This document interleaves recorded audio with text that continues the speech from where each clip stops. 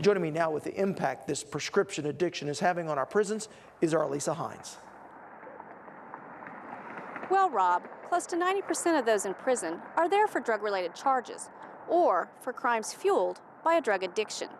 It's a surprising statistic and one that results in some very unlikely inmates.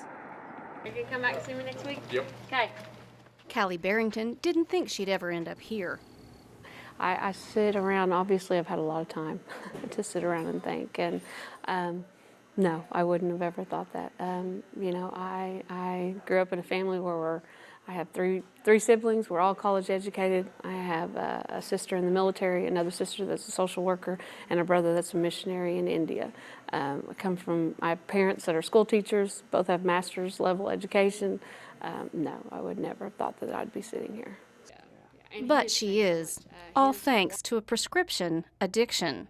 For me personally, I believe that some people have a predisposition to become addicted to substances, whether it's alcohol or drugs. I have a family history of addiction, specifically alcoholism, and I think people are predisposed to it because I know that after I started taking that medication and the longer that I was on that medication, you build up a tolerance for it in your system that requires you to take more, and it's just a vicious cycle. And if you don't, you know, recognize soon enough to get out of it, you're already addicted before you know what happened to you, and you're on that continuous cycle, and you just continue to take more and more medication as your tolerance builds up.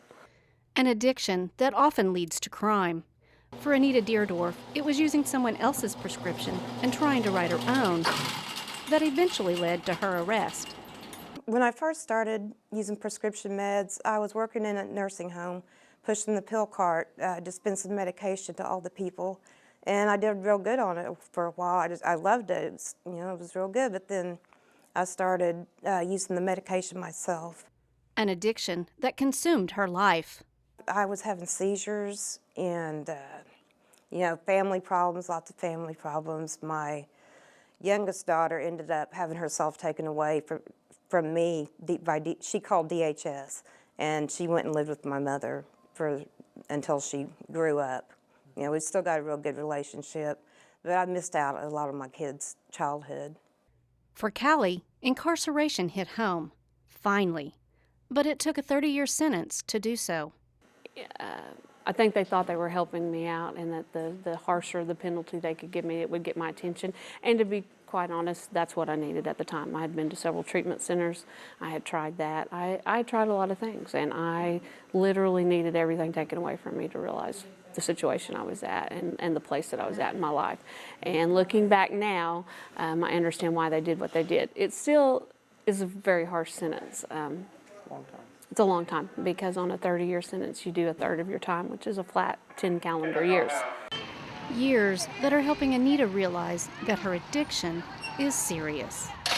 I know if I ever pick up one more pill, anything, smoke a joint, a drink, whatever, I won't stop again. I'm 48 years old, and I've proved that to myself over and over and over again, that the first drug, the first pill, the first whatever, I'll just be like, wow, why did I ever quit? Until I'm right back in the rut to where I'm praying to die, and it's crazy. Now, Anita is scheduled to get out of prison early this next year, and Callie is scheduled to be up for parole for the first time later this year. And Elisa, I am astounded by the lengths people will go to find drugs when they're in the grips of addiction. That's right, Rob. Here's an interesting example. Oklahoma's Bureau of Narcotics arrested a man last year who's visited 195 different doctors trying to fuel his prescription drug habit. All right. Thank you so much, Elisa. You're welcome, Rob.